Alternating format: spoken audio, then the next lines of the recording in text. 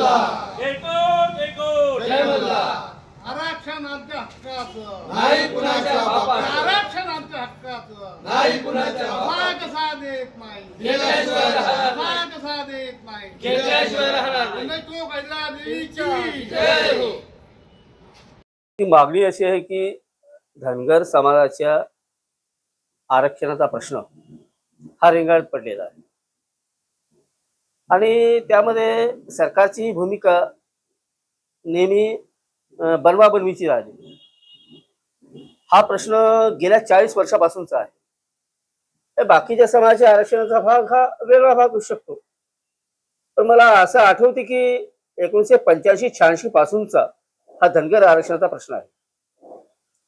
त्यानंतर हा प्रश्न सोडत असताना 89-90 मध्ये धनगर समाजाला भटक्या जमातीचं आरक्षण मिळालं, पण त्यांचा जो प्रश्न होता, मागणी ही तेव्हापासूनची आहे, ती तशीच राहिली काय. मग त्याला ते पुढे जात असताना त्या आंदोलन सातत्याने सुरू होतं, परंतु तरी या आंदोलनाला मला एक आव्हान दिलं होतं 2012 मध्ये बारामतीमध्ये. बारामती हजारो तरुण उपोषणाला बसले, तेव्हा त्यावेळेचे तत्कालीन विरोधी पक्षनेता देवेंद्र फडणवीस यांनी ते उपोषण सोडवलं आणि त्यांनी त्या सगळ्या समाजाच्या तरुणांना आश्वासन दिलं की आमचं सरकार महाराष्ट्रामध्ये सत्तेवर येऊ द्या, तुम्हाला आरक्षण हे 100% मिळेल. कारण आम्ही अधिवेशनामध्ये तसा ठराव पारित करून घेऊ आणि मंत्रिमंडळाच्या पहिल्याच बैठकीमध्ये आरक्षण देऊ. त्यानंतर 2014 मध्ये सरकार आलं भाजपचं, केंद्रामध्ये भाजपचं सरकार आलं. देशाचे पंतप्रधान सोलापूरला बोलले होते की धनगर समाजाच्या आरक्षणाचा प्रश्न हा महत्वाचा प्रश्न आहे, हा चिघळत ठेवला आहे काँग्रेसने. तसं होता होता मग नंतर काय झालं की प्रत्येक वेळेला मग आश्वासन मग ती कोणती 30 नावाची कमिटी आणली, तिने आरक्षणाच्या संदर्भात सर्वेक्षण केलं आणि त्याच्यामध्ये कसं आहे की ते आरक्षण काही मिळालं नाही. नेमकं त्यावेळेला काय झालं म्हणजे 18-19 पासून मराठा आरक्षणाचा प्रश्न समोर आला, तो प्रश्न रेंगाळत गेला.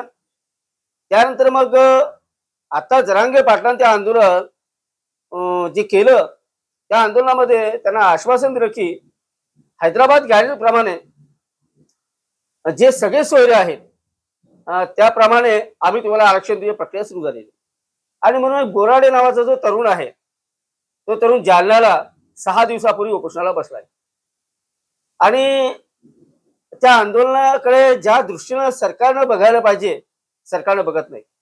आणि म्हणून राज्यातील धनगर समाजाच्या सर्व संघटनांनी निर्णय घेतला की आज रोजी जिल्हाधिकारी कार्यालयाला च्या मार्फत मुख्यमंत्र्यांना जागा करायचा चेतावणी द्यायची आहे प्रत्येक तालुक्यामधून.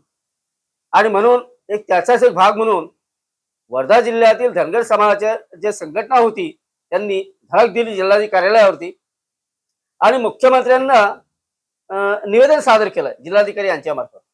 पण त्याच्यामध्ये तो इशारा दिला त्यांनी गंभीरतेने घ्यावा असं मला वाटतं.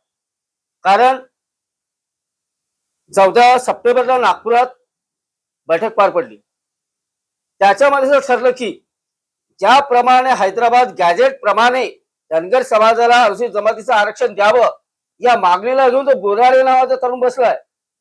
तसंच सीपीएन बेरार जे स्टेट आहे, ज्याच्यामध्ये सीपीएन बेरार मध्ये मध्य प्रदेश आणि विदर्भाचा संपूर्ण भाग आणि छत्तीसगडचा भाग येतोय, त्यानुसार धनगर समाजाला अनुसूचित जमातीचं आरक्षण देण्यात यावं.